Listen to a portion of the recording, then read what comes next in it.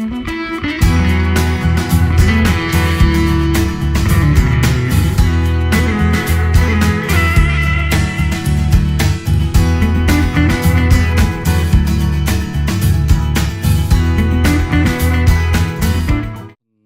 모든 사람들이 바라보는 위치에 있는 분들은 더 예수를 잘 믿어야 되는 게 어떤 하나의 샘플적인 역할을 하기 때문에 그렇습니다. 그래서 우리 역대 대통령 중에 특히 우리 목사님들이 제발 청와대에 그 불상 갖다 놓지 말라 그랬는데 사람들은 참 훌륭한 사람들이었지만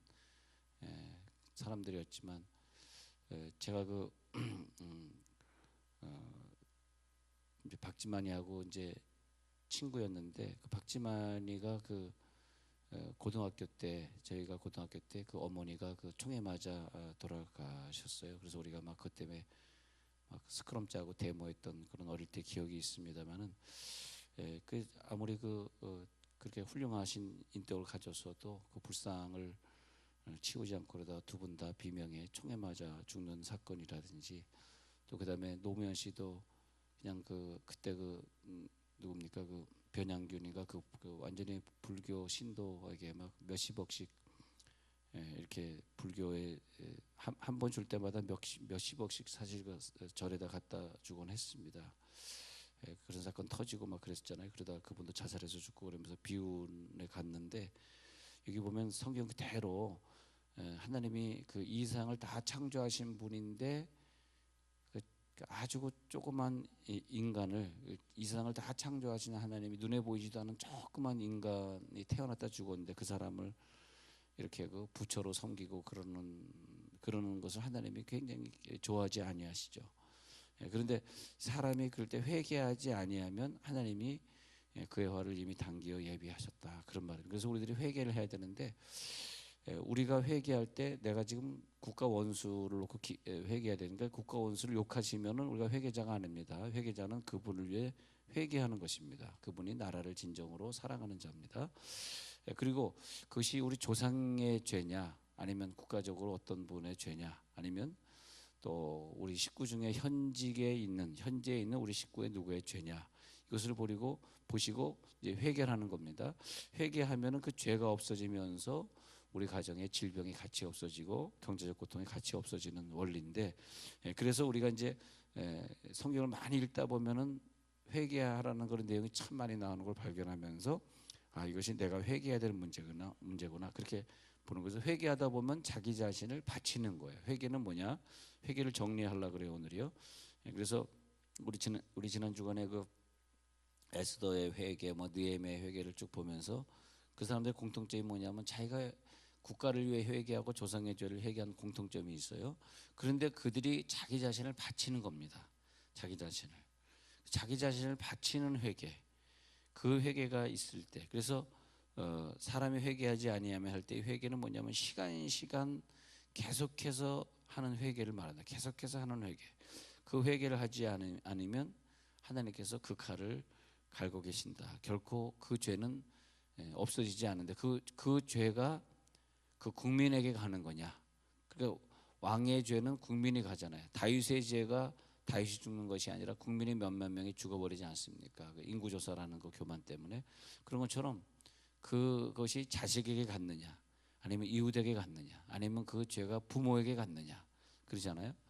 그래서 우리 사사기 7장에 나오는 기드온이 참 신앙생활을 잘하고 훌륭한 사람이었는데 막판에 너무 전쟁에 많이 이기고 전리품을 많이 쌓아놓으니까 성공은 결국 그 사람을 교만하게 만들죠. 그래서 막판에 은퇴 후에 잘해야 되겠더라고요. 은퇴 후에 막판에 사람이 금으로 에봇 제사장의 옷을 만들어 놓고 여기에 절을 하라. 그래서 하나님이 제일 싫어하는 우상 숭배죄를 짓게 되었습니다. 짓게 되었어요. 그래서 그다음에 그 자식들 70명이 결국은 다 한 명도 빼놓지 않고 다 죽게 되는데 애도 많이 낳았어요. 아들 70명을 낳았으니까. 근데 이제 그런 것처럼 우리가 온전한 회개가 올라가면 하나님이 우리들의 조상의 죄든 나라의 죄든 다 용서하시기 때문에 의인은 누구냐 하니까 우리 그 회개한 그 느헤미야나 에스더나 뭐 에스라 이런 사람 다 보셨듯이 나라를 놓고 회개하는 자입니다. 그래서 오늘 그런 기도하면은 하나님 우리나라를 지켜주시리라 그렇게 보고요. 자, 그래서 그래서 이제 우리가 다른 구절로 넘어가면서 이제 이사야 구절로 넘어가고자 합니다. 이사야 구절로 넘어가 가지고 하나님께서 우리들을 갖다가 회개시키면서 어떻게 이사야 이제 1장 18절 먼저 볼게요. 이사야 1장 18절. 자, 오늘은 이제 이사야 1장 18절로 넘어가요. 그래서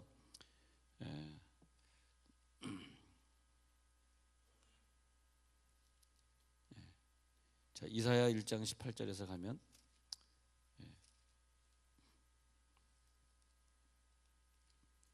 제가 읽어드릴게요. 여호와께서 말씀하시되 오라 우리가 서로 변론하자. 이 변론하자가 뭐냐면 회개하라 그런 뜻이에요. 회개. 우리가 하나님 앞에 내가 무슨 죄가 있어서 회개하는 사람도 있겠지만 그 1번은 그죠. 1번은 내 죄를 놓고 회개하는 거죠. 2번은 뭐냐 하면 그걸 넘어서 가지고 내 이웃, 내 교회, 내 교회의 죄, 내 조상의 죄 그런 거죠. 그다음에 그런 변론을 하는 거예요. 변론하자. 주님이 우리를 오라 그랬을 때 우리들의 죄가 있으니까 변론하자는 거거든요. 그러니까 이사야 시대 때 너희들의 예루살렘이 점령을 당하고 그러잖아요. 그러니까 변론하자, 회개하자. 너희의 죄가 주홍 같을지라도 눈과 같이 희어질 것이요 진홍같이 붉을지라도 양털같이 희게 되리라. 그래서 너희들의 죄가 주홍 색깔이지만 회개하면 하나님이 희게 해주고 진홍같이 붉은 색깔이 진홍이죠. 아주 진한 붉은색의 죄라 할지라도 양털같이 희게 해준다. 너희들이 만약에 즐겨 순종해서 회개하면 그 다음에 땅의 아름다운 소산을 먹을 것이요.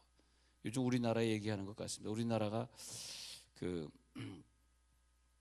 경제가 지금 중국의 큰 위협입니다. 사실 우리나라가 조선소 그래서 그 배 만드는 거 특히 우리나라는 LNG 사업을 통해서 플랜트 사업이라 그래가지고 저 바다에 떠 있는 배 그거 하나 만드는데 몇 조 원짜리들입니다. 그게 우리나라 그거 성공해가지고 수주를 많이 받았었는데 뭐 우리나라의 그 기술자들이 그 설계도를 가지고 중국으로 가는 것인지 그건 모르겠는데 하여튼 그건 잘 모르겠습니다만 중국이 그대로 따라해가지고 또 그냥 막 싼 가격에 인건비가 싸니까 우리나라는 대모를 해가지고 인건비들이 비싸져가지고 경쟁이 안 되는 거예요 중국하고. 그러다 보니까 이제 한마디로 우리나라 경제가 지금 뭐 엄청난 어려움이에요. 그래서 오늘도 어저께 밤에 이제 발표한 거지만 삼성에서 20% 인원을 지금 자른답니다. 삼성의 임원들의 20% 인원을. 수의 제자교회 할 때 그 삼성전기 부사장이 우리 교회 안수 입사했는데 그분도 결국은 잘리더라고요. 이게 뭐 사장 부사장급에서 막 20%를 잘라버리니까 그 사람도 어떻게 하겠어요. 이제 왜냐하니까 이제 중국하고 경쟁이 안 되는. 그래서 우리나라 좀 경제하시는 분들이 이걸 미리미리 대비해서 우리가 좀 고가의 인건비들이니까 그걸 좀 대비해서 해야 되는 거 좀 대책이 좀 약한 것 같아요. 제가 볼 때 저는 뭐 경제는 모르시지만은 대책이 약하다 보니까 지금 상당히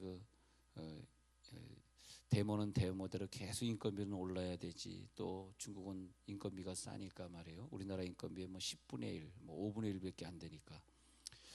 그래서 여기 성경에 보니까 이것이 우리가 회개하지 않으니까 결국은 이렇게 되는구나. 그래서 우리 교회가 정말 우리나라 경제를 놓고 경제 상황은 모른다 할지라도 경제를 놓고 우리들이 기도해야 될 때입니다. 그래서 보면은 우리 국민들에게 하시는 말씀이 이제는 우리 하나님 앞에 오라 이거예요. 우리가 서로 변론하자. 너희의 죄가 주홍 같을지라도. 그러면서 하나님 양털같이 이게 너희가 이제 이 말씀을 순종하면 땅의 아름다운 소산 경제입니다. 경제의 축복을 누릴 거지만 이 회개를 거절한다면 20절 자 이사야 1장 20절 읽고 있어요. 너희가 회개를 거절하면 배반하면 칼에 삼켜지리라. 여호와의 입의 말씀입니다. 칼에 삼켜지리라는 것은 경제 19절 보세요. 19절은 경제 문제 그다음에 경제 문제를 넘어서 마지막 심판이 뭐냐 하면 전쟁입니다. 전쟁을 통해서 적군에게 삼켜지는 거예요.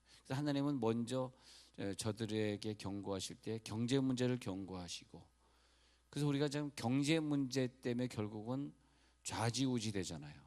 우리들의 제일 중요한 건 돈 문제잖아요. 돈 때문에. 그래서 돈 때문에 왜 그러냐? 돈 때문입니다. 사실 돈 때문이잖아요. 근데 돈 때문에 넘어선 것이 뭐냐면 목숨이 달려 있는 거죠. 목숨. 가정적으로는 질병 문제지만은 국가적으로는 전쟁 문제, 전염병 문제, 그런 거죠. 칼에 삼켜지리라. 그래서 우리가 나라를 진정 사랑하시고 내 가정을 사랑하시면 경제 문제를 좀 뛰어선 회개. 왜 이런 경제 문제가 생겼을까? 그러면 우리가 회개하지 않아서. 회개는 기도. 회개를 우리가 뭘로 합니까? 기도로 하는 거죠. 기도로. 회개를 다른 걸로 하는 게 아니에요. 회개는 기도로 하는 거예요. 기도. 예. 그래서 기도를 하면서 회개의 양을 우리가 늘리는 거죠. 예. 기도를 많이 한다. 회개의 양이 늘어나는 거죠. 그럼 기도를 안 한다는 건 뭐예요? 회개의 양이 적다는 거예요.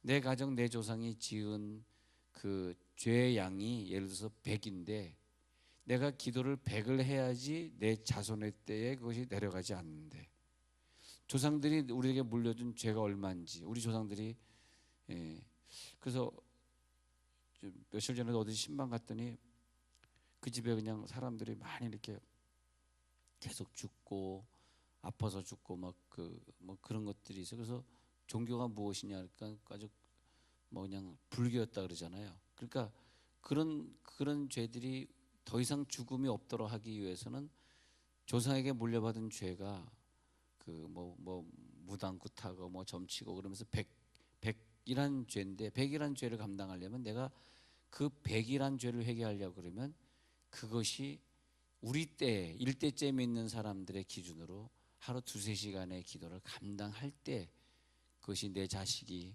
이제는 온전한 아이들이 되는 것이고, 아이들이 우울증 안 걸린 아이들이 나오는 것이, 이것이 되는 거거든요. 근데 그것이 안 되니까 안 되는. 그래서 눈과 같이 희게 씻어 주시리라 그렇게 말하는 것이고, 우리 이사야 봤으니까 이사야 44장 22절로 갈게요. 이사야 44장 22절 쭉 한번 적어 놓으시고, 우리가 꼭 회개에 승리하면 그 사람이 결국 기도자의 승리가 되기 때문에 이사야 44장 22절 읽어드립니다.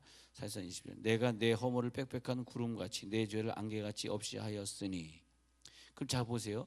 우리의 허물, 국가적 허물이든 우리 조상의 허물이든 그 허물을 빽빽한 구름같이 내 죄를 안개같이 하나님이 완전히 없애져 버린단 말이에요. 깨끗하게 없애져 버려. 근데 그게 항상 내가 너를 깨끗하게 한다 할 때는 조건인데, 조건은 이제 영어로 컨디션인데, 컨디션이 뭐냐 하니까 너는 내게로 돌아오라 합니다. 이건 회개죠, 회개. 자, 성경에 계속해서 말씀하죠. 너는 내게로 돌아오라. 회개. 그러면 내가 너를 구속한다. 내가 너를 구속하여, 구속된 자는 또 하나님 앞에 회개하게 되는 거죠. 예. 그래서 하나님 앞에 이제 회개의 역사가 나타났을 때 돌아오라, 회개하라 그랬을 때, 돌아오라는 것이 뭐겠어요? 돌아오라 이것은 뭐냐면 회개 안 하고 멀리 가 있는데 이제 회개하고 내 앞에 와라. 내가 너를 구속하였다. 그랬을 때 모든 죄를 다 깨끗하게 씻어 주신다. 그래서 이사야 그런 말씀, 회개의 말씀이 참 많이 나옵니다. 이사야 말씀이 참 많이 나와요.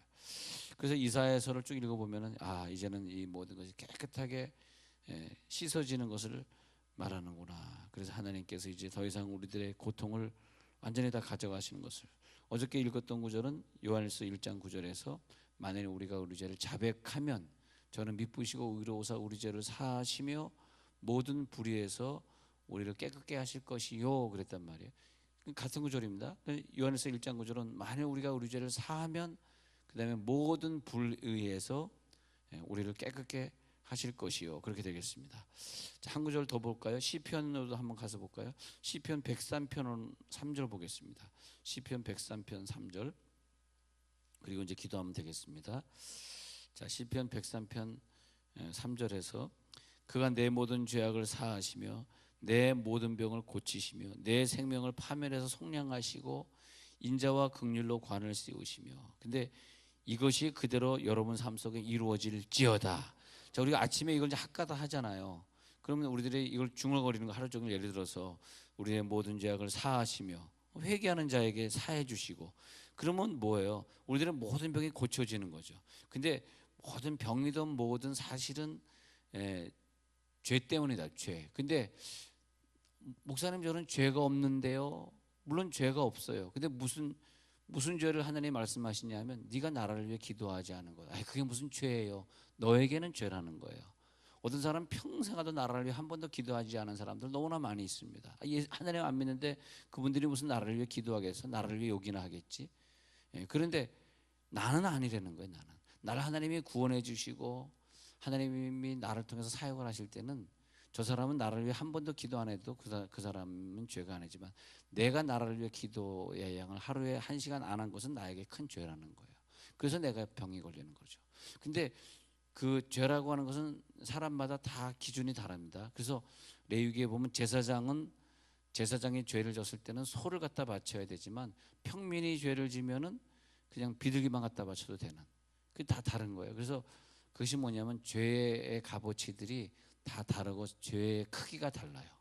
내 죄가 크기가 얼마나 크기냐 그걸 우리들이 봐야 되는데 그래서 병이든 아이들의 문제든 많은 모든 것은 사실은 죄로 인하는 것이 우리도 모르는 조상의 죄로 왔을 수도 있고 또 나랑 같이 잠자는 자의 죄로 인하여서 나도 모르는 죄지만 나에게 올 수도 있단 말이에요.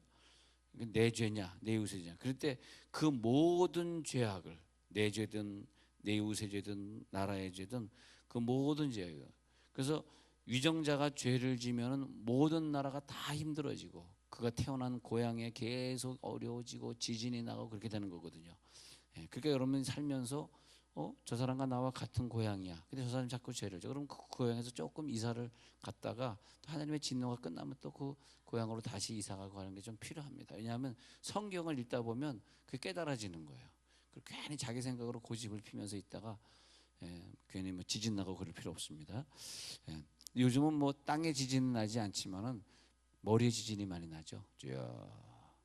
머리에 지진이 많이 나는 건 머리에 지진이 많이 난다는 것을 다른 말로 표현하면 골 때린다 그렇게 표현하는 것입니다. 그래서 이제 여러분 지진 나는 일들 여러분 좀 잘 이기시고 그래서 자 시편 103편에 보니까 다시요 요거 읽고 마치고자 하는데 모든 죄악 사하시죠 모든 면 고쳐주시고 내 생명을 파멸에 속량하시고 인자와 긍휼로 관을 씌우시며 좋은 곳으로 내 소원을 만족하게 하사 내 청춘을 독수리같이 새롭게 해주시죠. 누구한테 103편 3절 모든 죄악을 사하시며 모든 죄악을 사하시며 모든 죄가 깨끗해질 때 병은 없어집니다. 우리 속량해 주시고 모든 것을 소원으로 만족하게 해 주시고 그런 걸 볼 수 있습니다. 그래서 우리들이 그런 마음으로 우리가 기도할 때 하나님께서 우리들에게 이 모든 죄악을 사해 주시는구나 모든 악한 것들을 싸워 이겨 주시는구나 그런 걸 볼 수 있습니다.